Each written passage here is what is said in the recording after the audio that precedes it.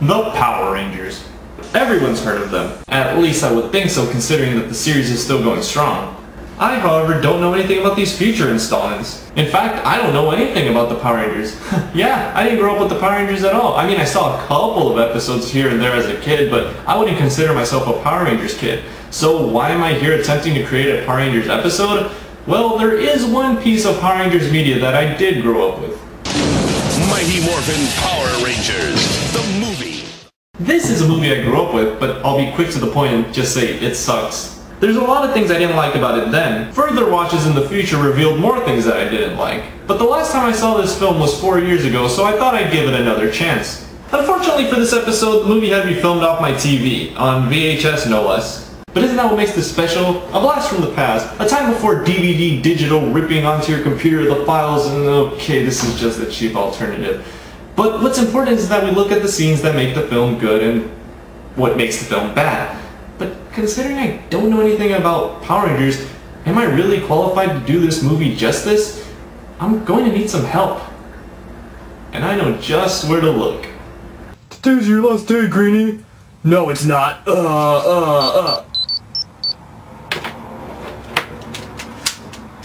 Hello? Hey, so I hear you know a lot about Power Rangers and the fandom. Yeah. Oh, so you probably know somebody I could do a Power Rangers review with. Well, there's, me. Huh, that is a good idea. Okay, cool, see ya.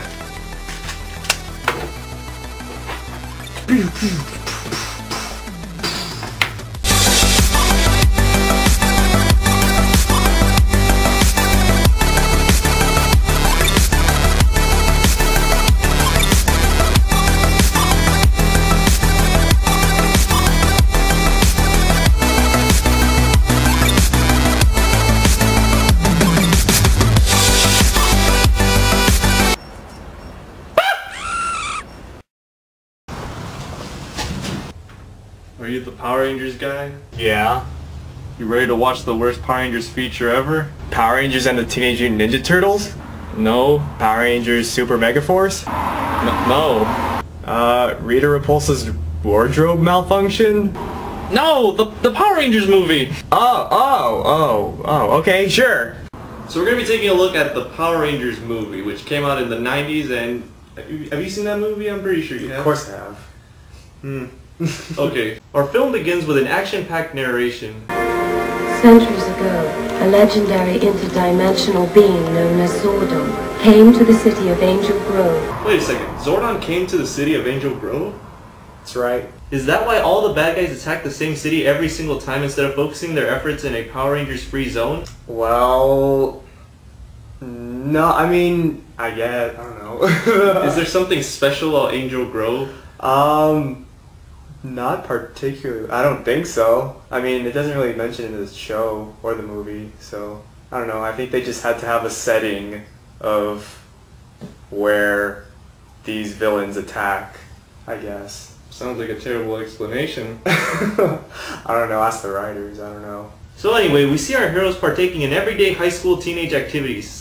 Skydiving for charity? Don't get me wrong, I understand that these are extraordinary teenagers, but skydiving isn't like something we did in high school. I mean, we ran cross country, we did track, but it's like we never did those for charity. They had to have an action-packed intro, right? Use that budget money on sending them skydiving. It was actually green screen though. It was? Yeah. Oh, I didn't know that. I just found that out recently, actually. Like, they had, like, photos of it recently on, like, Facebook or whatever, and I saw them, and I'm like, wow. Wait a second, so the people who were, like, floating around, those were, like, other people, and then the close-up shots were green screen? Right, yeah. Oh, that's crazy. Green screen. I guess one could argue that maybe these are privileged teenagers who have done a lot for their community and are taking it upon themselves to jump out of a plane for charity. But you expect me to believe Bulk and Skull are in that same boat? So I know enough about the Power Rangers to know that these two were just slackers. How the heck did they make it on the plane? Well, like, kind of a little later on in the series, they started, like, being not as bullies. And I think the movie and the continuity of the series is kind of like later on, so they're not as much bullies as they were, but they were still kind of bad, I guess. But I remember they even go to space at one point, or at least one of them does. Yeah. That was later. That was after Mighty Morphin happened. What if they didn't make the cutoff, and that's why they're so pissed off at the Power Rangers? Like, if they needed 2 more Power Rangers, it would have been Bulk and Skull, but because they got gypped out of it, they're like pissed off and they choose to pick on these guys. These are not the villains of the episodes. They're not even the anti-heroes. They are the tragic heroes. Or would it be tragic villains? They're sad. So anyway, they all do perfect on their jumps. As Bulk and Skull land somewhere very far away from the landing zone. Hey, has anybody seen Bulk and Skull? Ernie's served a free dessert with lunch. They probably landed on the roof. We should probably go find them. The Power Rangers then go doing what all radical 90s kids did, skate through construction sites. You'd think somebody would stop them. Yeah, you'd think so, but oh well. But they're the Power Rangers. They gotta do whatever they want. They gotta go skydiving and make fun of Bulk and Skull for being losers. They don't really make fun of them, I don't think. No, they don't. They didn't care that they landed somewhere else.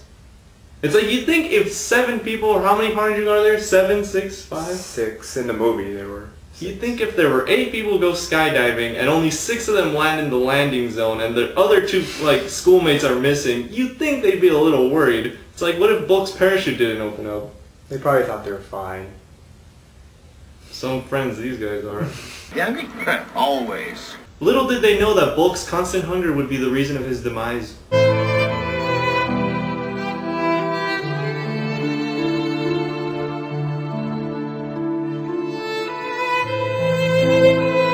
Anyway, in this construction site, a significant discovery is made as Barney's testicle has just been found. After electrocuting one of the construction workers, the egg is left overnight with nothing more than just caution tape surrounding it. Well, this is Angel Grove after all. Ever since that giant floating talking head came, these are just everyday occurrences. Aliens, monsters, giant eggs. Well, I wouldn't say that Zordon is the cause of all of the villains attacking Angel Grove. Like, in the series, the Rita Repulsa and all the other evil villains are first emerged from like a dumpster thing on the moon that 2 astronauts released them from. So after that, Zordon, I guess, sensed or whatever, or Alpha, his assistant, robot assistant, sensed that they were released. The moon with the blue sky?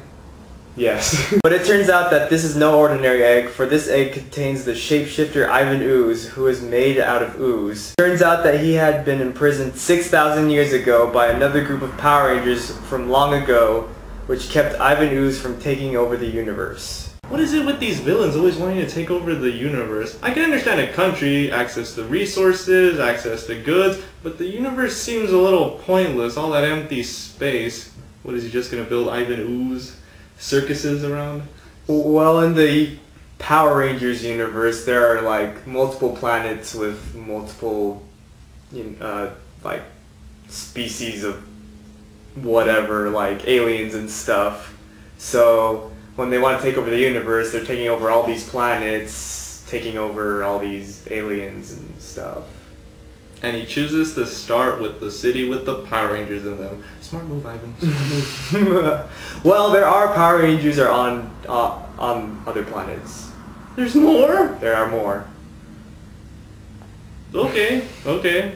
So the Power Rangers are called to stick them back in the egg when suddenly we get an action scene. Instead of morphing, they choose not to get into their awesome suits to use their weapons. Was this an attempt to show that the actors could really do martial arts? I mean, wouldn't it make it a lot easier if they just morphed into their suits instead of not morphing into their suits? As I've learned throughout the years as being a fan, people actually like civilian fights. Like, they want to see what the actors are capable of. Like, they want to see why these people were chosen to be the Power Rangers, basically. You know, you make a really good point, because film-wise, I guess you could consider that to be a bad point, But if someone who likes this kind of stuff wants to see that, then as a story I can see why somebody would like that. I get that they eventually do morph, but wouldn't it make things easier? Heck, they probably could have stopped the Uzis faster and thus been able to know if Ivan Ooze was going to do something. And there goes the command center. Damn it, Alpha, you have one job, one task. Protect the giant floating talking head from danger. But to be fair, the action scene was pretty cool. I especially like when the Oozeman splat against the wall. But that isn't to say that this scene has things that I didn't like. For instance, even as a kid, I always thought that the Blue Ranger's little cord lasso thing was pretty lame. Yeah, I guess they wanted to change the weapons of the Rangers. Like, the Pink Ranger had that Thunder Whip, I think it was called, and she didn't have that in the show. She had a power bow. And the Blue Ranger, he had a power lance, which is way cooler than the lasso thing. I liked, was it in the beginning, the Red Ranger had like some scanner thing going on with his helmet. I like that. They didn't have that in the show. The Power Rangers eventually reach the command center where they find that Zordon has been reduced to nothing more than a great tamale with a face. Because of the destruction, the Power Rangers can no longer morph and Zordon is dying. To find a solution, Alpha sends the Rangers to a foreign planet to look for the great power. Meanwhile, Ivan Ooze begins his plan on unearthing his two biomechanical Zord machines. But to do this, he has to make ooze. What exactly are the extent of this thing's powers? He can electrify people? He can produce ooze at will? I mean, does he have a limit? Does he ever stop? Does he need to eat? Sleep? I understand that he can make ooze at will, but how did these machines turn on and are already producing ooze? I saw electricity thingies buzzing around them, but is that how it really works? In Power Rangers, it always seems that, like, the new villain has, like, all these, like, crazy powers and they're, like, super strong and everything. But then eventually the Power Rangers somehow get stronger and, yeah, they win. Yeah, by finding the great power. What is it with all these movies that have like simple, the great power, the force? I know, I'm overthinking this way too much for a movie intended for children. Saying that out loud makes me feel really bad. Moving on. To find the great power, the Power Rangers are sent to a planet that looks a lot like Earth. The powerless group are attacked by a bunch of birds sent out by Ivan, when suddenly Obi-Wan Kenobi shows up and scares them away.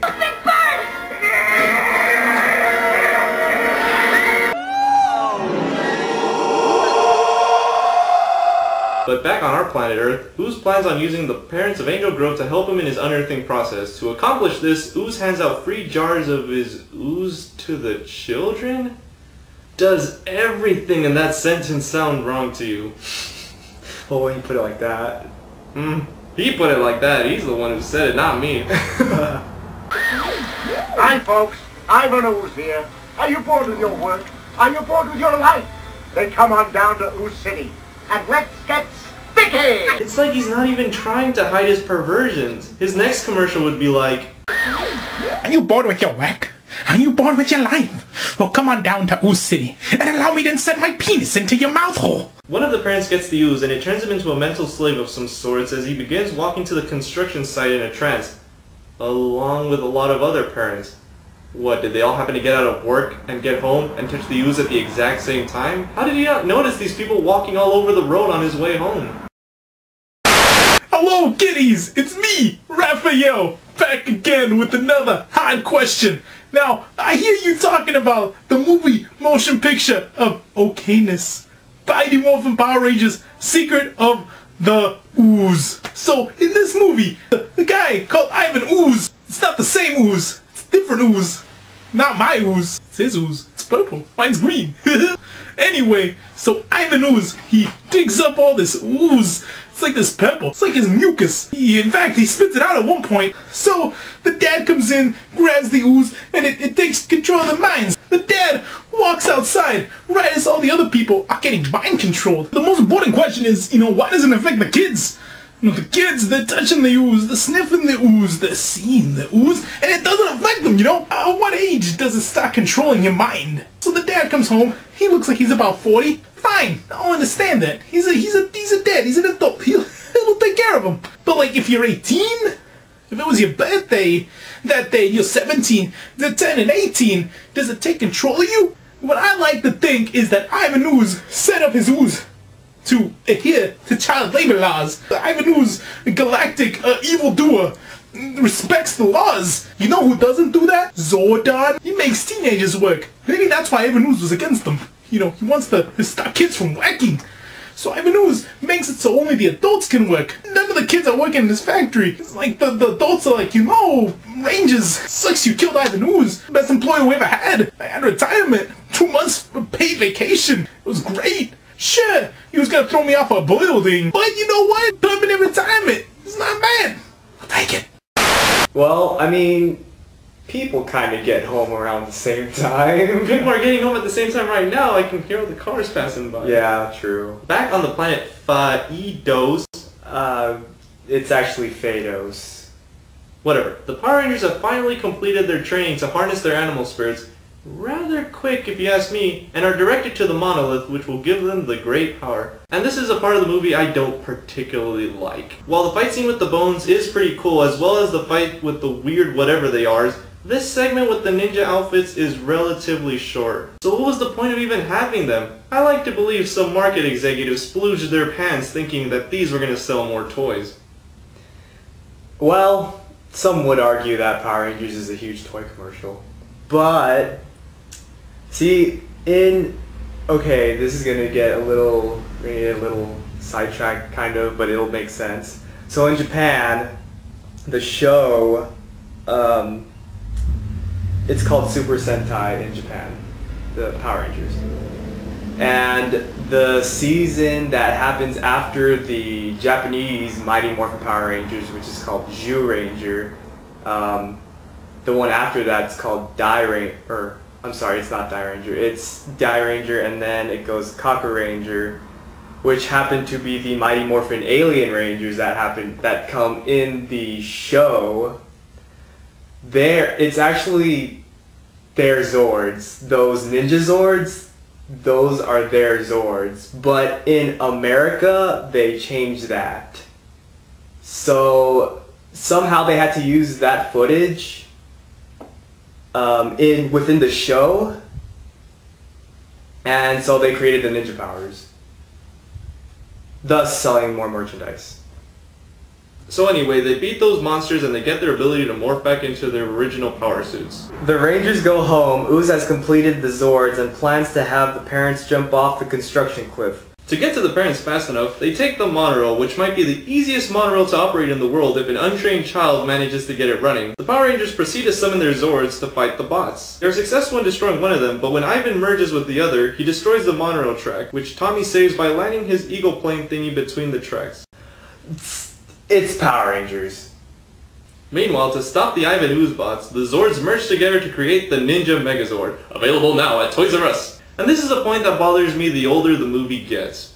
The CG hasn't aged well at all. But you shouldn't hold it against the film. I mean, this film was made in a time where it was probably more expensive to make a fight scene with 2 giant robots that are computer generated than to just get 2 guys in rubber suits. I mean, yeah, that's a really good point, but look at the insides. They're like clocks, just one giant gear and a couple of other smaller gears. It looks silly. And again, you can't hold too much against the film. Back in the 90s, a fight in space would have been difficult to pull off with rubber suits. Yeah, I mean, personally I would have preferred the fight scenes on the grounds to be rubber suits and the ones in space to be CG, but kids must have been amazed at the CG effects back in the 90s of how flexible the suits looked, even on the ground. As the fight escalates, they realize that they can throw Ivan into the path of Ryan's comet, which they do by kicking him in the nuts. Really? This is how you defeat your villain? With a cheap shot to the nuts? Aren't the Power Rangers supposed to be honorable ninja fighters? And they finish the fight off with a knee to the testicles? Robot Megazord testicles? Do they... It's a lighthearted show that's action-y. Ooze is dead, but Zordon remains, whose Mexican delicacy state isn't the best choice for a floating head. Remember what we learned? To those who possess the great power, all things are possible.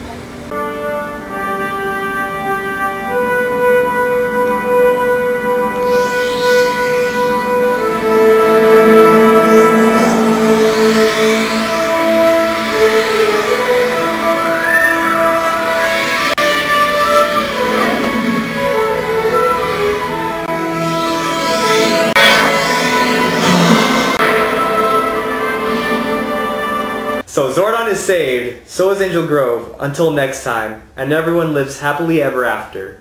So that's the Power Rangers movie. How does it hold up? Surprisingly, not as bad as I remember.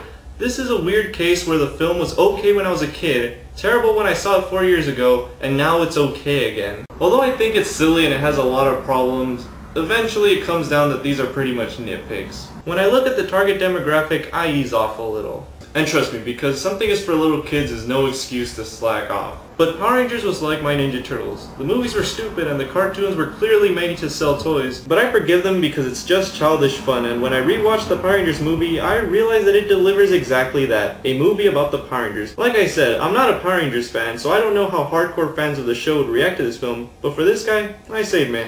It's a product of the 90s, and if you hate it, okay, and if you like it, that's great. I personally don't care much for it. It was fun watching it with a friend and making fun of everything. Making dirty jokes and all about Ivan and his ooze. I thought it was good. I like it. I still enjoy it, even after, well, how many years it's been? Like 17 or something like that? Too long. Yeah. It's definitely better than the second movie. Which was the second movie? Turbo? Turbo. Yeah. Yeah. But, I know there are lots of fans that actually hate this movie, like hardcore fans that they just hate this movie. But, I don't know, they're also the same people that don't like really anything else in the fandom, but they still consider themselves fans, so it's like, I don't know about those guys. But, yeah, no, I enjoy it. Anything you didn't like? It would probably be how the Zords looked. They did look kind of funny, and I agree with your point about the gears inside. I also think the weapons when they had their fight scene was kind of weird, but I mean, other than I didn't like the kid. I didn't like Fred. I don't like these movies for kids try to incorporate a kid in the movie just so that the kids could have someone to relate to, like kind of like pretend like, oh, I wish that kid was me or whatever, you know? And most of the time it doesn't work out, at least not for me. I give it, out of 10, I would give it maybe like an 8.5. Well, for me, on a critical scale, like if I was watching this emotions aside, which is already pretty much how I watched the movie since I have no emotional attachment to the Power Rangers, I give it a 5 out of 10, because it's true that there are so many moments where they don't have their suits, and then the ninja suits, as cool as it might have been, like, post-movie, it still seems kind of like it's focusing on them as actors instead of like a Power Rangers episode would. But, you know, looking at it as if I was a Power Rangers fan or as if it were for kids, I can see why kids enjoyed it in the 90s. I can see why we watched it more than one time growing up, but we didn't even like the Power Rangers. So in that regard, I would give it like an 8 out of 10. It's a B, it's a good. It's not impressive. It wasn't. I never saw this as this would have been like the Power Rangers magnum opus movie. But yeah. Well, bye.